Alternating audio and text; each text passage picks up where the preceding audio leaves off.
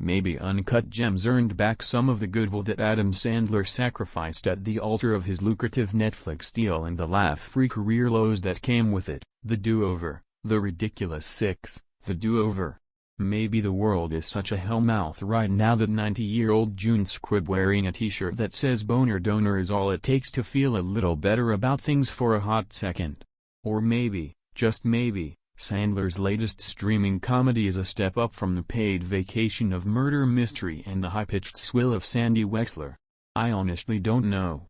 That might be a dereliction of duty for a film critic whose only job is to explain why the things they watch are good or bad, but anyone who's sure of anything these days is just lying to themselves. And what do words like good or bad even mean anymore?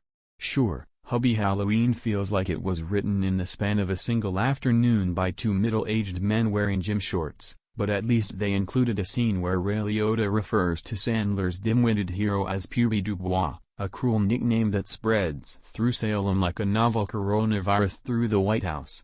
Sure, this dopey story about a Halloween-obsessed scaredy cat who teaches the jerks in his town about the true meaning of bravery or whatever is just a flimsy excuse to let Sandler and his friends make each other laugh on someone else's dime/bottomless corporate debt, but at least it allows every American to fulfill their lifelong dream of watching Steve Buscemi play a werewolf. And sure, the whole thing is ultimately as satisfying as the Charleston chew that was always squished underneath all the other candy in your trick-or-treat bag as part of a George Soros-funded conspiracy to give every kid in this country a cavity. #liberate the suburbs, #dental deep state, but at least Rob Schneider is only on screen for long enough to piss his pants and leave. Rob, if you're reading this on one of your rare breaks from tweeting demented MAGA talking points, please know the #dental deep state thing was a joke. As confused as this movie can be in regard to its underlying message, Hubie Halloween has its heart in the right place. Here, in the most Happy Madison of fashions, is a little story about how bullies can be the scariest monsters of all.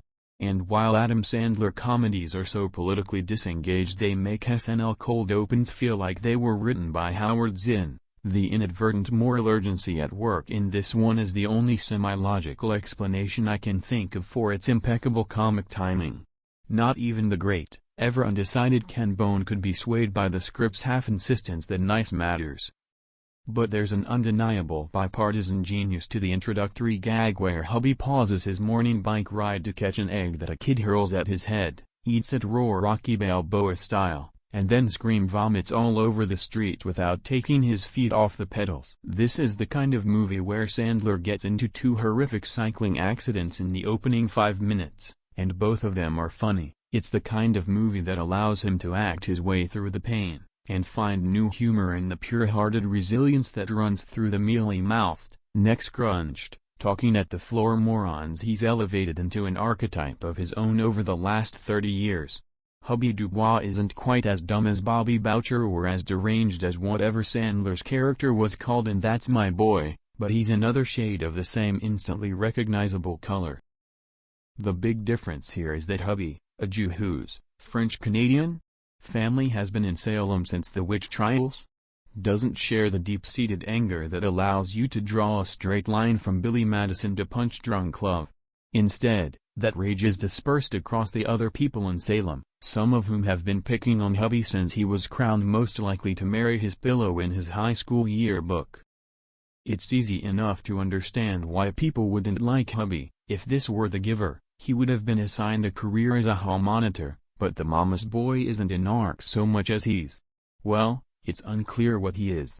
At this point, Sandler has created the kind of comedic shorthand where he doesn't have to explain why any of his characters are the way they are. If Hubie wants to patrol Salem in a homemade sash and appoint himself the fun police, then so be it. Sandler doesn't need a backstory so much as a director who understands what's funny about a grown man being terrorized by everyone from his teenage co-worker at the deli, a ruthless and very funny Karen Brar, to the local priest, Michael Chiklis in the role he was born to play, and little Nicky Otter Steve Brill gets what Sandler is going for and then gets out of the way. We stand a filmmaker who knows how to frame a scene in which a sexually frustrated Maya Rudolph, dressed as the bride of Frankenstein, belittles her husband, Tim Meadows, with enough devastating force to forever redefine the phrase universal horror. Whatever the case, Halloween is Hubie's most important day of the year, and this Halloween is going to be the one that he always remembers.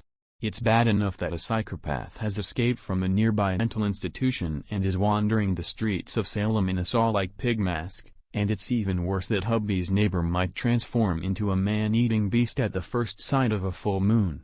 The enjoyably useless police, embodied by a mullet-sporting Kevin James in a role that answers the question, what if Paul Blart and Joe Dirt went into the same telepods from The Fly?